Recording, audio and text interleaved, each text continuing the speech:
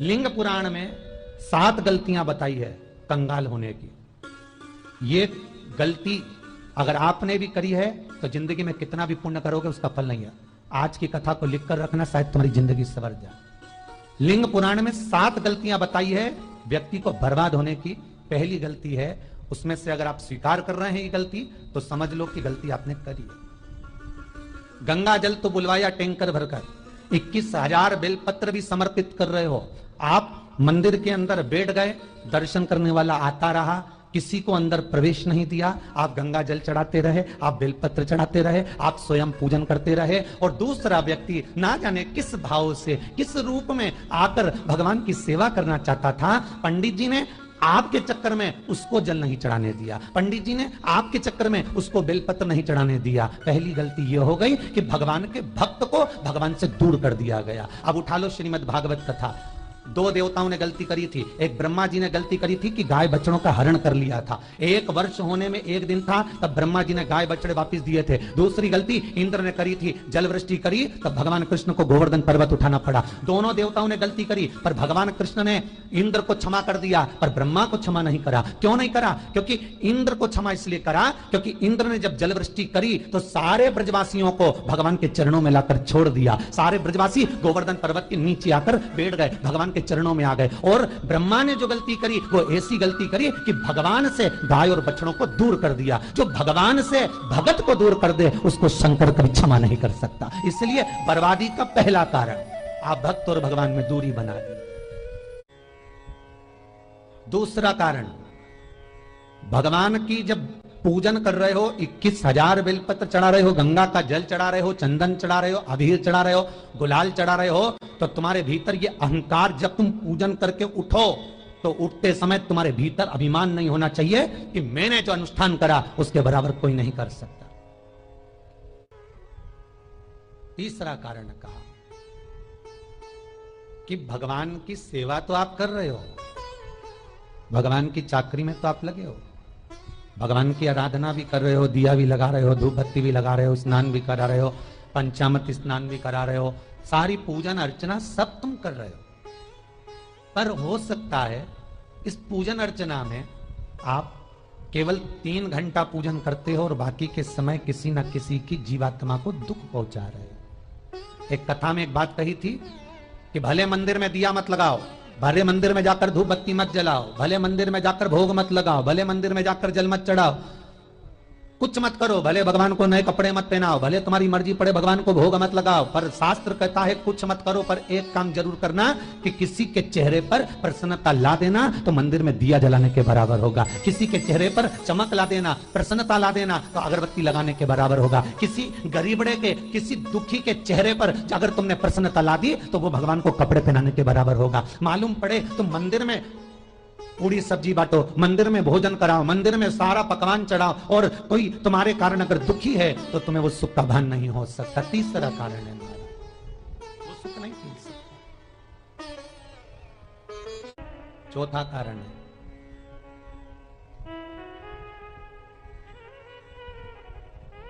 महाराज,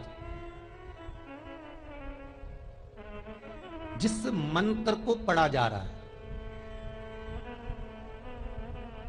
जिस मंत्र का स्मरण किया जा रहा है, जिस भगवान की माला को हम जप रहे हैं, हम पाठ कर रहे हैं, उसमें त्रुटि। उठा लीजिए दुर्गा सप्तशती। दुर्गा सप्तशती का हिंदी अनुवाद में एक थोड़ा सा दृष्टांत दिया है, आपको मालूम होगा। एक जजमान सप्तशती का पाठ कराते थे नवरात्रे में। नवरात्रे पूरे होते थे और उनकी पत्नी मर जाती थी। सप्तशती के अंदर लिखा है, बहुत ध्यान से सुनिएगा। दुर्गा सप्तशती का पाठ कराते थे और पत्नी नवरात्रे के बाद 4 महीना 3 महीने के बाद मर जाती थी। बहुत दुखी था सेठ। एक शादी करी, दूसरी करी, तीसरी करी, चौथी करी, चौथी पत्नी भी मर गई। बहुत दुख हुआ। आज वो गुरुजी के पास चले गया, गुरुदेव, गुरुजी, गुरुदेव, गुरुदेव। गुरुजी बोले क्या हो गया? सेठ जी बहुत दिनों के बाद आ रहे हो, क्या बात है गुरुदेव? मेरे को एक बात समझ में नहीं आती कि मैं नवरात्रि में सप्तशती का पाठ कराता हूं, देवी जी का यज्ञ करवाता हूं, माता रानी को चुनर पहनाता हूं, उनको सुंदर बिछुड़ी पायल चुनरी सब पहनाता हूं, कन्याओं का भोजन करवाता हूं, भंडारा करवाता हूं, जवारे बोता हूं, अखंड ज्योत लगाता हूं, पर नवरात्रि जैसी पूरी होती है उसके 2 महीने 3 महीने बाद मेरी पत्नी क्यों मर जाती है? 4 पत्नियां मेरी मर चुकी हैं, 5वीं मैंने शादी करी है। गुरुदेव आप कृपा करिएगा, कुछ तो बता दीजिए, कुछ करुणा कर दीजिए। गुरुजी बोले जब तू सब कुछ अच्छा कर रहा है, ज्योत भी जला रहा है, कन्या भोज भी करा रहा है, चुनड़ी भी चढ़ा रहा है, भंडारा भी कर रहा है, ज्योत भी लगा रहा है, जवारे भी बो रहा है, माता रानी की सेवा भी कर रहा है, अखंड रात्रि व्रत कर रहा है, सब कुछ तूने करा, यज्ञ भी करा, फिर तेरी पत्नी क्यों मर सकती है? ऐसा हो ही नहीं सकता। नहीं गुरुदेव मेरी 5वीं शादी है गुरुदेव, अब की बार आप कृपा करिए। गुरुजी ने कहा तेरे पंडित जी को अनुष्ठान पर बुला, मैं कमरे में बैठकर सुनूंगा सप्तशती का पाठ, तब मैं ध्यान करूंगा। गुरुजी अंदर के कमरे में जाकर बैठ गए, ब्राह्मण पाठ करना प्रारंभ करा और ब्राह्मण ने पाठ करना प्रारंभ करा। उसमें एक शब्द आ गया, भार्यंतु बक्षंतु, भार्यंतु बक्षंतु। उसमें बोलना था भय पीड़ा को, हे जगतजननी तू भक्षण कर जा, पर ब्राह्मण बोलता था भार्यंतु बक्षंतु, मेरी पत्नी को, मेरी भार्या को तू भक्षण कर दे। पंडित जी जैसे ही बोले गुरुजी बाहर निकल कर आ गए। पंडित जी को रोका, रुकिए गुरुदेव, आप हर साल अनुष्ठान कर रहे हो जजमान के यहाँ और बोल देते हो भार्यंतु भक्षंतु, हे देवी तू मेरी पत्नी को खा जा, तो माँ हर बार उस पत्नी को निगल जाती है। निवेदन है, शब्द सुधार लीजिए, शब्द ठीक है। चौथा कारण है कि आप जो पाठ कर रहे हो, आप जो पूजन कर रहे हो, आप जो अनुष्ठान कर रहे हो, उसमें कुछ ना कुछ गलती जरूर हो रही है। ये चौथा कारण है।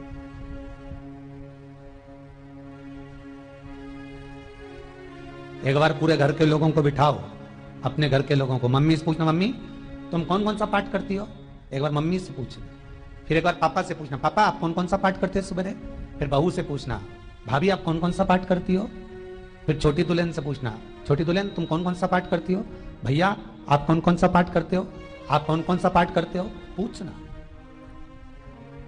जब घर के अंदर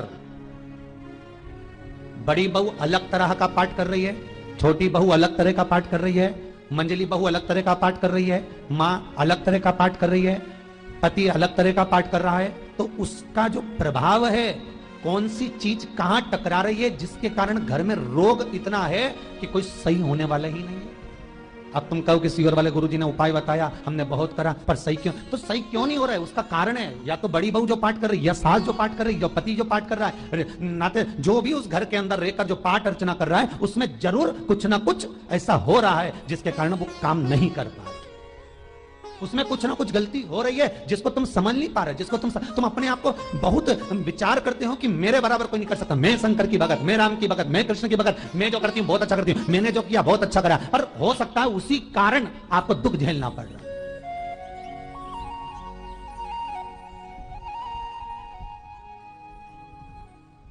उसी के कारण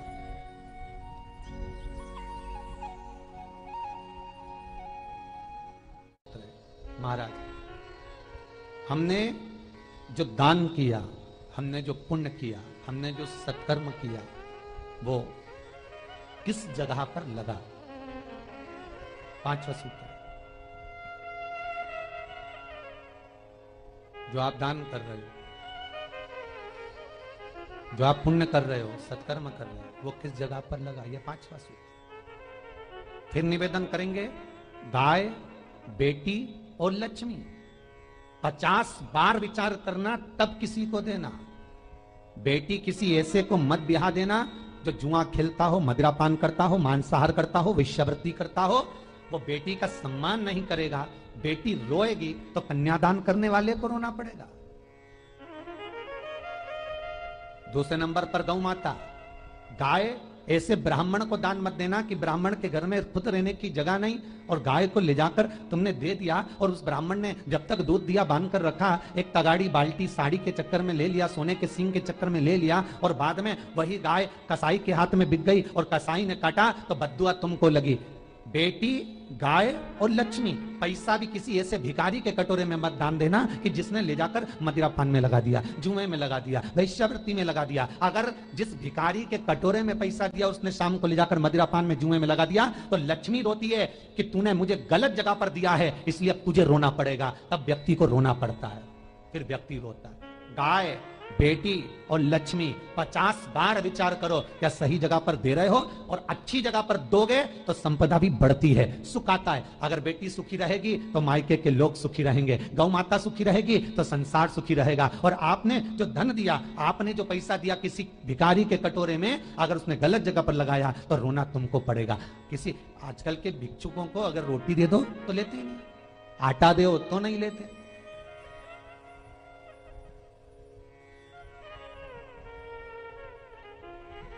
पहले के समय में जो भिक्षुक आते थे ना, तो रोटी बनी हुई मांगते थे। बूढ़ी बूढ़ी माताएं जानती होंगी, चिमटा बजाकर, घुंघरू बजाकर कहते थे भोजन, तो 2 रोटी निकाल कर दे दी जाती थी घर से। लो बाबा, तो माता इतना प्रेम रखती थी, केवल रोटी नहीं देती थी, बाबा बैठो हम सब सब्जी लाकर देते। इतना प्रेम था बुजुर्ग माताओं का, बैठो। और आज के जमाने में अगर रोटी दे दो तो फेंक दे नली में ले जाके, पैसा चाहिए। क्यों? शाम को पीने के लिए चाहिए ना, मदिरा पान के लिए, मांसाहार के लिए, जुए के लिए, वैश्यावृत्ति के लिए धन चाहिए।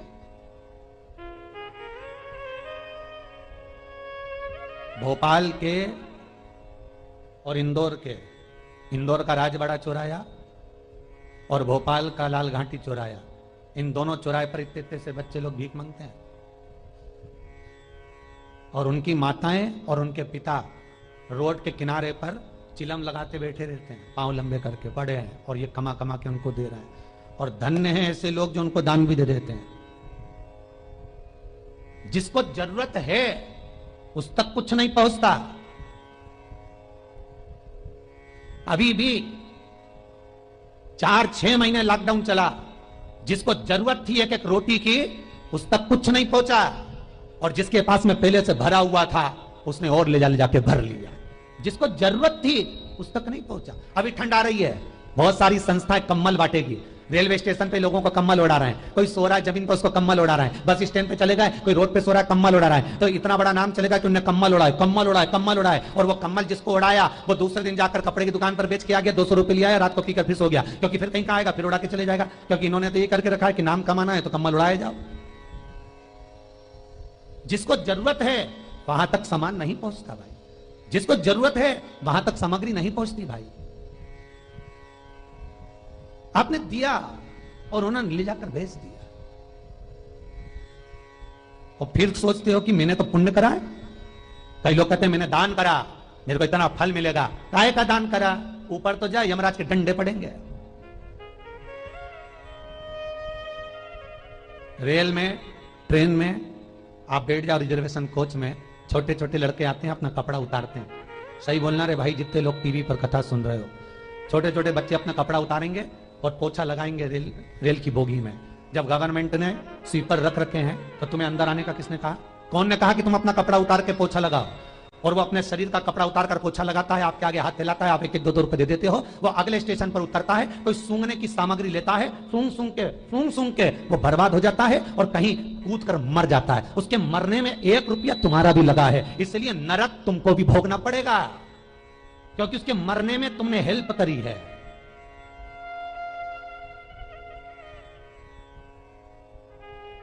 तुमने तो रुपया दिया था भोजन करने के लिए, उसने कोई सूंघने की सामग्री ले ली और सूंघ के नशे में मर गया। उसके मरने में 2 रुपए तुम्हारे हैं, 1 रुपए तुम्हारा है, तो भोगना तो तुमको भी पड़ेगा ना।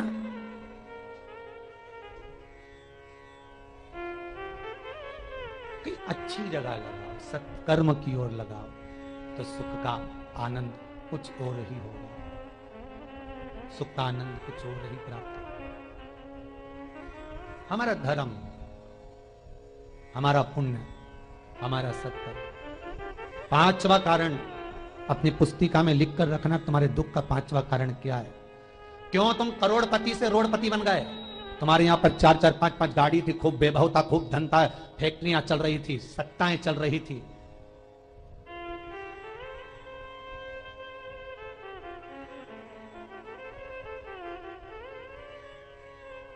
खूब सत्ताएं थी, खूब वैभव था, खूब धन था, पर कुछ भी नहीं, सब धरा की धरा रह गए। सारा कोई वैभव बचा ही नहीं, कोई वैभव नहीं। एक हमारे सेंधवा के भगत हैं महाराज, बड़े भावपूर्ण भगत।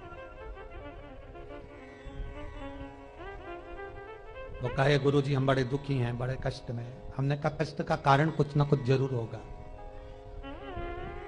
दुख का कारण जरूर कुछ ना कुछ होता है। कहने लगे गुरुजी हमारी तो जीनिंग चलती थी, खूब फैक्ट्रियां चलती थी, इतना जीनिंग फैक्ट्रियां थी, इतना चलता था।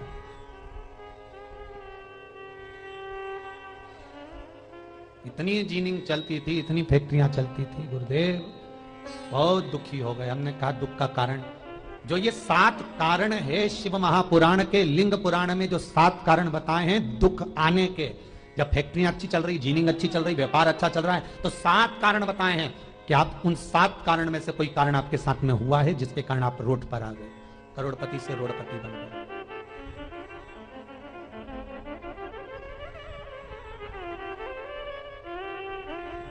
कभी कभी नगर में, गांव में सभी का व्यापार एक साथ समाप्त हो जाता है। कभी कभी गांव में, नगर में सबका व्यापार एक साथ समाप्त हो जाता है, सबका व्यापार एक साथ ही खल्लास हो जाता है, समाप्त, सभी कर्जे में हो जाते हैं। तो समझ लेना कि उस गांव के खेड़े का देव महादेव, उस गांव का खेड़ापति भगवान शंकर, उस गांव का शिव जरूर रुष्ट हुआ है, जरूर रुष्ट। उसको मनाने का प्रयास करो जिससे अपनी नगर, अपना गांव फिर उन्नति की सीढ़ी पर चढ़ जाए। 5वां कारण मंत्र जाप, अर्थात तुम्हारा फिर निवेदन, गाय, बेटी और लक्ष्मी 50 बार विचार करना तब देना, नहीं तो मत दे, मत दे।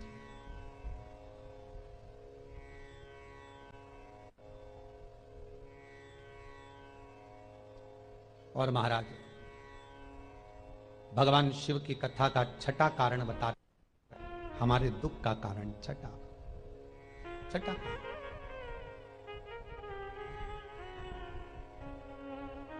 आदर सम्मान में कमी।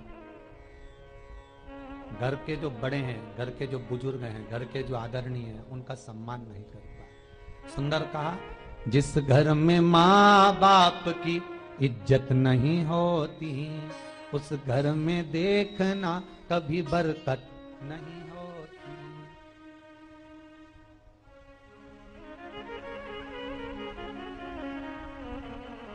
छठा कारण है सम्मान, सत्कार, आदर ना हो जब धन। 7वां कारण,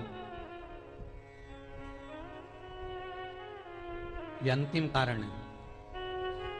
जितने लोग कर्जे में लदालू में, जितने लोग दुखी हैं, जितने लोग तकलीफ में, आज की कथा को बहुत दिल से सुनना, अपनी गलती को जरूर छांटना। मुझे विश्वास है मेरा भोलेनाथ, आप अगर गलती को स्वीकार कर लोगे तो शंकर वापिस आपको करोड़पति बना देगा, लखपति बना देगा। शंकर आपके भंडार फिर भर देगा। 7 कारण में से अपनी गलती को जरूर छांटना साहब कि आपने गलती कौन सी करी, और अपनी गलती को छांट ले, यही सबसे बड़ी बात है ना। लोग सुनने के बाद भी नहीं छाटेंगे, नहीं मैंने तो कुछ करा ही नहीं, मैं तो कुछ कर ही नहीं, बस मैं ही तो है, हरी जगदम्बा वो मैं ही फंसा है बीच में।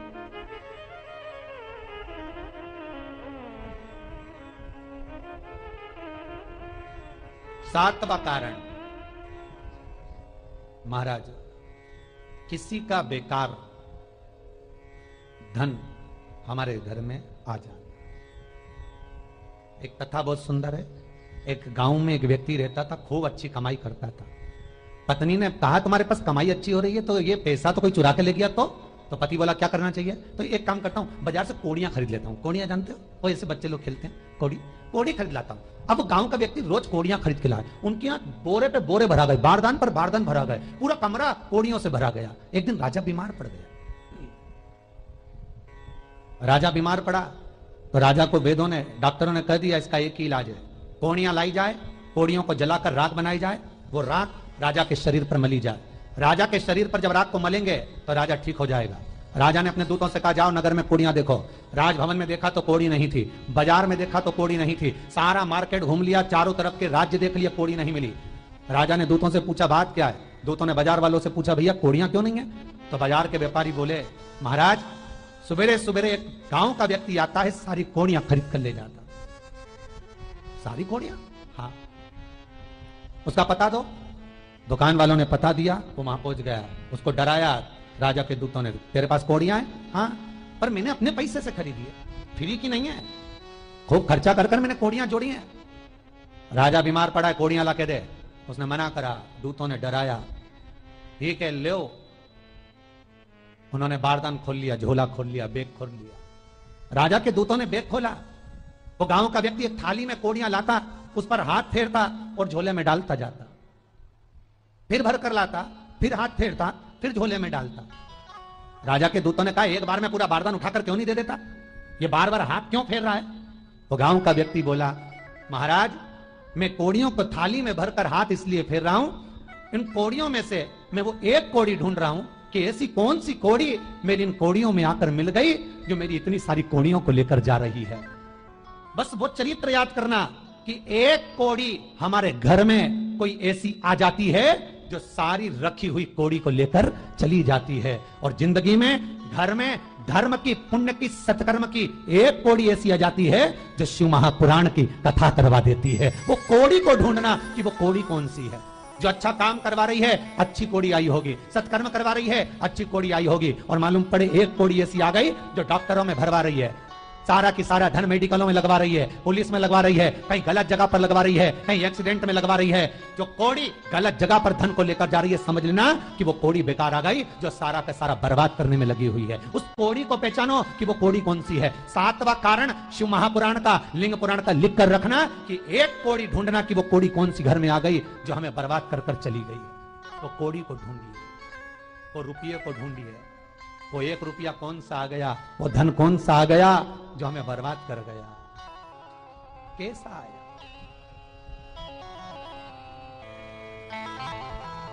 धन कौन सा आ गया ऐसा जो हमें बर्बाद कर दे।